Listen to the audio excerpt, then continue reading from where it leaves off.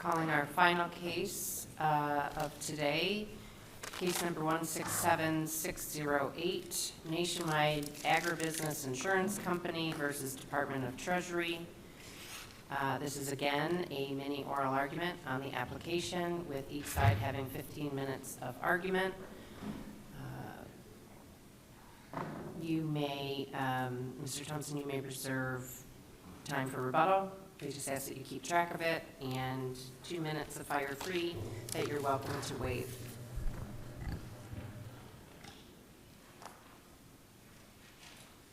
Well, good morning, Your Honors, and may it please this Court, Assistant Attorney General David Thompson here on behalf of Treasury, and with me at Council's table is Assistant Attorney General Justin Call. And Your Honors, if I may, I'd like to try to reserve 3 minutes for rebuttal.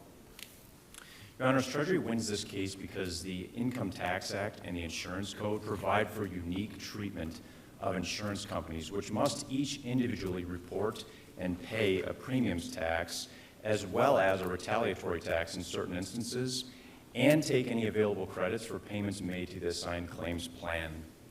This accords with the plain language of the Income Tax Act, which requires that an insurance company must pay the premiums tax and take any credits against that tax.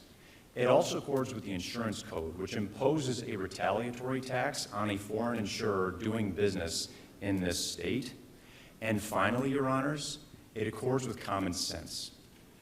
The point of the retaliatory tax, which is enshrined in the Insurance Code, is to promote interstate commerce by ensuring equal burdens and taxation on insurance companies, both large conglomerates and small individual insurers across state lines. And this is a wraparound structure. Together, the Income Tax Act and the Insurance Code ensure fair and equal tax treatment of insurers based on their unique business realities. Nationwide argument would require you to ignore various sections of the Income Tax Act as well as the entire Insurance Code. Its argument would plunder the statutory structure and its goals by allowing certain entities that did not pay in for certain credits to benefit from them anyway. And this would make Michigan an outlier insofar as it would ruin the level playing field, it would encourage the type of opportunism that we see here, and it would make it impossible for states to administer insurance taxes equally across insurers and state lines. Your Honors, Chapter 12 of the Income Tax Act provides for taxation of insurance companies. These entities do not have sales. Instead, they collect premiums, and that's a key distinction between the other types of entities that you find in the Income Tax Act. Thus, Chapter 12 does not provide for the same type of taxpayer, the tax base, or liability computations. For example, Chapter 12 does not have a definition of or a provision for unitary business groups of insurance companies. And further, those entities only pay premiums. Counsel, can I ask a question, President? So I think we received some differing opinions on this question, so I want to see where Treasury stands about whether or not uniform business groups can be made up of both insurance companies and non-insurance companies. So Nationwide's brief suggests at 16 that it can be. The amici suggests maybe it can't be. So what's your position on that? And just so we have an understanding of that. Your Honors, insurance companies can absolutely be constituent member entities within a unitary business group. With non-insurance companies? With non-insurance companies. So you could have a standard corporation, and you could have a financial institution, and you could have an insurance company. But the key point of that, and this really comes out of Section 691 of the Income Tax Act, the key point of that is that combined filing is strictly for business income purposes. That's the only point of it. So if you look at Section 691, it exclusively relates to business income. It says nothing about premiums for insurance companies or for net capital for financial institutions. So you could absolutely have an insurance company included in that combined filing, but 691 gives us an additional instruction. Specifically, it has us eliminate two things. First, any business income attributable to an insurance company, and second, any sales attributable to that entity as well. And the reason why we eliminate sales is because unlike standard corporations and unlike banks, which have sales and income and net capital, Those are the types of things that flow across state lines and have to be subject to apportionment. Here we're talking about insurance companies. Insurance companies collect premiums. The premiums are collected based on policies written for property that is all located in the state of Michigan. So that question of how do you figure out where the income is coming from when you have a purported unitary business group that does business across various states, how do we cut up the pie? That's not a question that we have to grapple with insurance companies because all of their premiums are related, right, to policies and to property located in Michigan. So you absolutely can have an insurance company that's part of a unitary filing for business income purposes, but they have to file a separate instrument, which is to say a premiums and retaliatory tax return, accounting for their premiums, any credits against their premiums, and then finally the retaliatory piece. And again, that's a separate instrument that each constituent member entity of that UBG has to file. So you might have multiple instruments based on the structure and the setup of that group, but the individual entities are still responsible for paying, right, both the premiums and the retaliatory and taking any credits one by one. And again, that's section 691, and that's also part of the structure of chapter 12 as well. Okay, so I understand that argument. What do we do with the fact that the legislature did add insurance companies into the definition of an allowable unitary or unified business group? What do we do with that? So, Your Honor, I think the easy thing to note about that is that section, that definition, says that a taxpayer may include a corporation, an insurance company, a financial institution, or a UBG. But the following clause after that is the key one. It says whichever is applicable under each chapter. And what you see the legislature doing is partitioning out these various types of entities based on their business realities. And then that section goes on to say, and I'm reading from section 611 sub 5, it goes on to say, for purposes of chapter 12, unless specifically included in that section, taxpayer does not include a corporation or a financial institution. And the preceding sentence says that for purposes of chapters 11 and 14, taxpayer does not include an insurance company or a financial institution. So, Your Honor, what you see happening here is a partitioning. The legislature is imposing a different tax rate and a different tax base and a different filing requirement for each type of entity. So this partitioning of taxpayer type, tax base type, tax rate, and filing requirement, that's replete throughout the Income Tax Act. And if the legislature wanted to include UBGs as insurance companies, as it did in chapters 11 and 13, it absolutely knew how to do that in chapter 12, but it did not. And if you compare that, Your Honors, with, for example, with section 623 of the Income Tax Act, sub 3, this is coming out of chapter 11, Your Honors, that deals with business income for standard taxpayers. Sub 2 says, the business income of a unitary business group is the sum of the business income of each person included in the unitary business group. In other words, for business income purposes, we're aggregating income. But you don't find a parallel provision like that one in chapter 12 anywhere. Chapter 12 says nothing about insurance. It says nothing about unitary business groups. It says nothing about the sum of premiums, right? And it doesn't say anything about the aggregate combined filing across multiple insurance entities for premiums or retaliatory tax purposes. Okay, so I agree with you that as to what the language says. Why then even define them as being included as a unitary business group? Why do that? Your Honor, you do that because it may be that an insurance entity, it might have some business income in the course of its operations. So, for example, if you imagine, if you have, let's say you have GM, General Motors, and maybe it is unitary with a particular insurance company, and it has work, right, that it does with that insurance company. Maybe they operate as third-party administrators. Maybe GM needs a claims administrator, right, for certain claims that it confronts. Your Honor, it may be that in the course of those types of relationships, you may have some business income that's received by the insurance company, and the business income is not premiums. It's a separate type of income that has to be taxed separately. So you would include the insurance company in that instance to account for the business income piece. But that insurance company, again, would still have to file a separate instrument, i.e., right, a premiums and retaliatory tax return to account for its main line of business, which is collecting gross premiums. So if I disagreed with you, the next question then is, can the retaliatory tax still be imposed? Is it possible? Like, I know there was sort of, opposing counsel, gave us a sample calculation how this could work. Do you agree with that or not? Your Honor, I don't agree with it. And neither does their Vice President of Tax, who, when asked if you have a group of insurance companies from Iowa and Wisconsin and Pennsylvania and Ohio, what is the one-to-one, how do you compare Michigan versus an aggregation of those 4 states? And the gentleman indicated, I don't know. Indeed, none of us really know, Your Honor.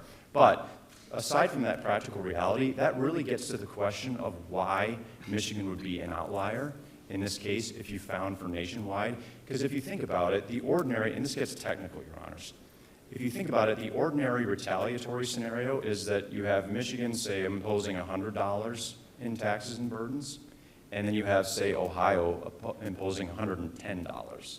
So the retaliatory amount in that case is going to be $10, right? But imagine that instead of Ohio with its $110, let's say that you had all 4 of those various states and all of them, to keep the math simple, impose $100. Now you're looking at a retaliatory equation of not 100 to 110. You're looking at a retaliatory equation of 100 to 400. In other words, the difference between those and the retaliatory amount in that case is going to be $300 instead of the $10, right, under the initial scenario where it's a one-to-one state comparison. And if you think about that, what they want to do is they want the credits combined in an advantageous way. But if you're going to combine the credits, you also have to combine all the various liabilities as well, which includes all the premiums liabilities that are paid in other states.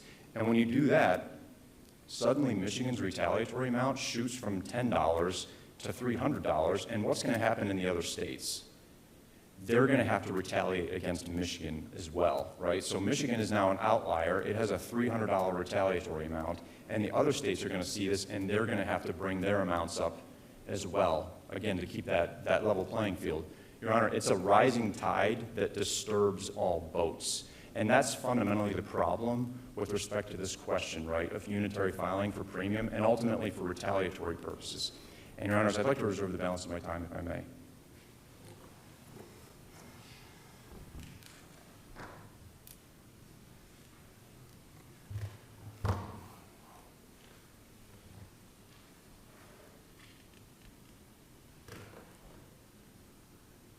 Jeff Lips, Carpenter Lips, and with me is Wayne Roberts from the Bodeman firm. May it please the court has specified a single issue which is involved in this particular case, which is, does Chapter 12 authorize a UBG, Unitary Business Group of Insurance Companies, to file combined returns for collective premiums and retaliatory tax? It wasn't a question of calculation, which is what my brother counsel wants to raise and focus on, is how would you calculate it? That's not the issue that's before the court at this point, and that issue's been answered affirmatively by a unanimous appellate court and by 2 amici, which filed briefs here. The taxation section of the Michigan State Bar and the National Council on State Taxes all reached the same conclusion, that under the statute, UBA, or Unitary Business Group, must file combined returns, and insurance companies can be a UBG. Before addressing that, I want to make sure the court is clear that there's no question that the nationwide entities are in fact a unitary business group. That's not been questioned by the administrative law judge, by the tax tribunal, by the appellate court, and even the department recognizes it, although in their latest briefing they're trying to claim that there should be more entities in there, but those don't have Michigan risk, so it would just be adding a meaningless number of additional additional parties. But I would submit, Your Honors, that there is 4 separate bases upon which you can conclude that, in fact, Chapter 12 does allow for combined returns. The first, you have to consider the history behind this, because originally Michigan had a single business tax, which was single separate filings that were being done by corporations. And then in 2008, the Michigan legislature transitioned to a unitary group approach with the Michigan business tax. And then most significantly, in 2011, the Michigan legislature solidified its view that we are moving towards a unitary filing or a combined filing where you have affiliated groups. And it specifically, in 2011, included for the first time insurance companies within the definition of what could be a unitary business group. And I think all you have to do in this case, very simply, is look at 3 provisions, 3 key provisions. First, you have to look at Section 206.6115, which defines the taxpayer as the entity responsible for the taxes and filing returns. The UBG, or Unified Business Group, is expressly listed as a potential taxpayer under that definition. Then you go to 206.6116, which defines a unitary business group as a, quote, a group of U.S. persons that are corporations, insurance companies, or financial institutions. And finally, when you get to 206.691, subsection 1, it indicates that UBG's unitary business groups must file combined returns. And the significant part of that is they did accept one situation out of the mandatory filing requirement, and that is somebody that was under the MBT tax, had certified credits. They could file separately and not have to file the combined return. So counsel, I know, I mean, obviously I know all the history of the change in the business tax. It's been a subject of debate for many decades in the state. Obviously understood insurance companies got added under the unitary business group meaning. But the legislature did not repeal the retaliatory tax. It's still there. So let's just get to the question that I had before. Does it work? Does it still exist? Does the retaliatory tax still exist under this scheme? It's obviously different. I mean, we do know insurance companies are different. The UBG works pretty well when you're apportioning corporate income. This is different. So how are we supposed to square them? Well, here we have a unitary business group which is comprised just of insurance companies, and it's designed to be a single economic unit. Now, the retaliatory tax that you're talking about did predate these changes, so the legislature certainly understood that there was a retaliatory tax that was out there, and went ahead and enacted it the way it did.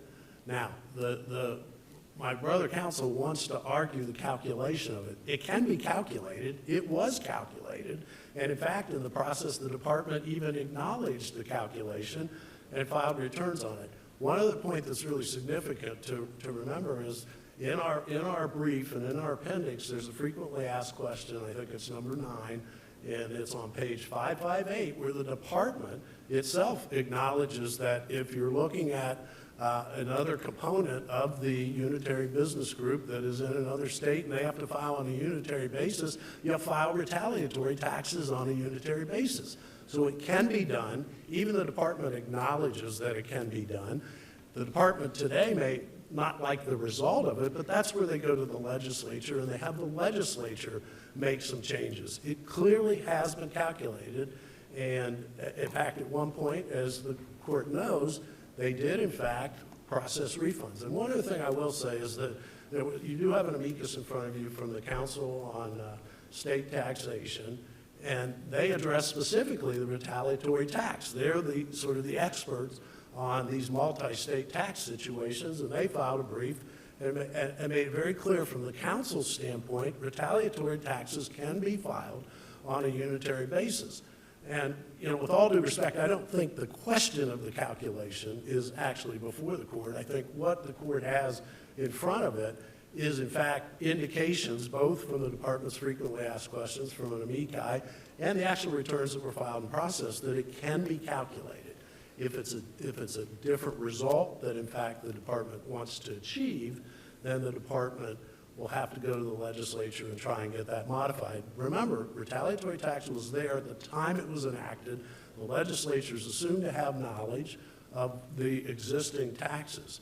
Now, here's an economic unit, which is what the purpose is of these unitary business groups. And so the unitary business group is the aggregator, if you will, of the combined activity. So here we have insurance companies. Counselor, with respect to Brother Counselor's, one of his statutory arguments, to bring us back to the text of the provision, is that Chapter 12 doesn't refer to taxpayers, which of course includes UBGs, but refers explicitly to insurance companies, unlike some of the other provisions where it refers explicitly to taxpayers. So why would the legislature make that distinction here if their reading isn't right? So what meaning should we look to for that? Well, Chapter 12 is part of the whole Part 2 of the corporate income tax, and it runs from Chapter 10 to Chapter 16.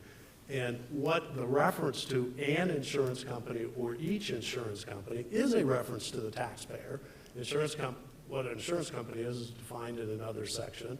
And taxpayer, as I indicated, in 611.5, I believe it is, does include both an insurance company as well as a unified business group. So that reference in Chapter 12 is in fact the tax base for insurance companies, as 11 is the tax base for the corporations, and 13 is tax base for financial institutions. So it is referring to a taxpayer in terms of an insurance or each insurance company. And a taxpayer, as we know, can be multiple insurance companies if they meet the relationship or unity test, and here there's no question that they did. So it is not a call-out of something different from what the rest of the chapter has. It's simply a reference. Maybe we could have drafted it differently, but it's simply a reference to a taxpayer when it says an insurance company and each insurance company. And as the Court of Appeals indicated, and as we put in our brief, 8.3b makes it plural. Every singular is plural and every plural is singular. So here, an insurance company or each insurance company can be multiple insurance companies, and it's only the taxpayer. That section, I think, is maybe 3 pages at most, and it is all about the tax base. As 13 is all about the tax base, and as 11 is. And that's where my brother counsel called out the fact that 611.5 does have whichever is applicable under each chapter. That's simply a reference to what tax base you look at for that UBG. We don't have a mixed UBG or unified business group here. We have only insurance companies, so you would naturally go to 12. Are you satisfied? All right, perhaps you just answered this, and it went by me, but chapters 11 and 13 specifically mention UBGs and chapter 12 doesn't.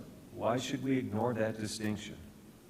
Well, that's the drafter's distinction that they put in there, that they said if you, well, it does. I admit it does, but the fact that it's not in 12 does not pull 12 out of the integrated statute, because the taxpayer is defined as an insurance company or a unified business group. Maybe better draftsmanship would have been there, but to say, as my brother counsel does, that means it's a singular separate tax would basically eliminate the definition of a UBG, Unified Unitary Business Group, which was enacted in 2011. And I respectfully say that I think the appellate court got it right when they said it's illogical. And in fact, it would unravel the legislation to say, wait a minute, you may say insurance companies may be part of a unitary business group, but we're under Chapter 12, we're going to say they have to file separate returns. And that would be to reverse what the statute is. It would rewrite the statute, and it would reverse both the Court of Appeals, which of course you could do, but it would also result in reversing the Solov case and the De Agostini case, and it would just unravel a lot of existing law that the legislature chose to do it. Now, whether they chose not to put unitary business group in it, directly to your question, Justice Zahar, really isn't relevant because Chapter 10 defines a taxpayer as including insurance companies and a unitary business group. Now, there's two other things that you should keep in mind. One is Chapter 12 is not a standalone. That's really integral to what the department wants to argue here. It's part of the integrated set from 10 to 16, and that's even proven more by the fact that the legislature decided for insurance companies they would have a different filing date than what was in Chapter 16, so they accepted that particular provision in Chapter 12, put a new date in, but made it very clear that that was the only thing that was being accepted out of Chapter 16. So you can't pull out Chapter 12 and just say, well, that's going to stand as separate, as a separate filing requirement. It would, again, recall revising the statute in a way that the legislature did not contemplate. It's also significant that even the department itself, as you know from our brief, that Mr. Wilkinson at one point provided written guidance. I understand it's not a bulletin, but he clearly provided written guidance on this very subject and said insurance companies can be part of a unitary business group, and unitary business groups file combined returns. It's the economic unit that the legislature was trying to get to, and that's the top agent compiler of all the activity underneath, which would include the premium tax, and it would roll up with the retaliatory tax. And it's exactly what the statute contemplates, and to change it would require this court, I think, to engage in some legislative activity or engage in policy. It's subject to the legislature. The department's free to go and deal with those issues in front of the department, but we have very clear, plain language in front of us here today that indicates a taxpayer can be a unitary business group, and unitary business groups specifically implemented in 2011 includes insurance companies. On the retaliatory tax, I do want to say I believe it's improper. We put it in the brief. I understand the court wants to hear from it, but it is something that we got no notice of until we were in summary disposition in front of the tax tribunal, and I believe that's been waived, and more importantly, I don't think the calculation of the tax is actually in front of this court. And if you look at the Court of Appeals decision, she made it very clear. I understand I'm not here looking at the calculation.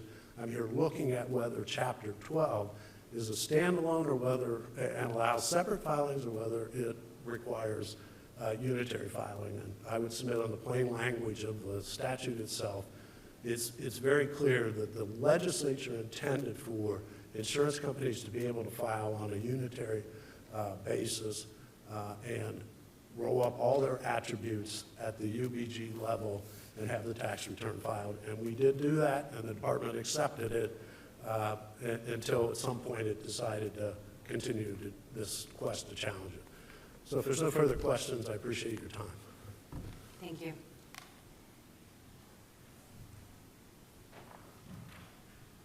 Your Honor, to address the statutory language squarely, so the question about whether or not a unitary business group is not part of Chapter 12, whereas it is part of Chapters 11 and 13, this is not nonsensical, it's not a mistake, it's not just the discretion of the legislature, it's there for a reason.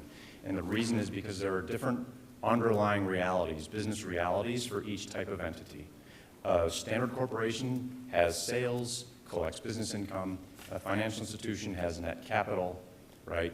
An insurance company is a fundamentally different type of entity that collects premiums. So the legislature is doing this intentionally to respond to the underlying realities on the ground in the way of how these entities conduct business. In order to address the question of the FAQ very briefly, that FAQ is in accordance with Section 476A of the Insurance Code, which says if you have a particular filing type in a foreign state, Michigan is going to honor that. And Your Honors, we did some research on this question. We found one state that has combined filing, and that's the state of Illinois. And the combined filing is not for retaliatory or premiums purposes. It's exclusively for business income purposes, which matches the Income Tax Act. And how that would look is you'd have a single line item on the retaliatory form that shows an aggregate business income amount, but still you'd have separate filing for each constituent member entity. Brother counsel indicated combining the calculation of the retaliatory tax. The problem with this argument is that if you're going to combine, you can't just combine what's good for you. You can't just combine credits when it's advantageous to you. You also have to combine all the tax liabilities, all the premiums liabilities, which is what would create a significant deficit with respect to the retaliatory tax. That's a significant piece of this. Your Honors, with respect to this question of a plural, the problem with the plural construction is that Nationwide is not looking to change insurance company into insurance companies. They're trying to change insurance company into unitary business group, which you'll note is a separate singular phrase, not a plural phrase. With respect to the Lance Wilkinson letter, Your Honors, he ignores the big caveat in that letter that said, if there are any benefits. And he later testified that he didn't believe that there were any such benefits. So I don't think that that has anything to say about this case. Even if it were a reliable instrument under the Revenue Act, which it is not, for reasons that Brother Counsel indicated.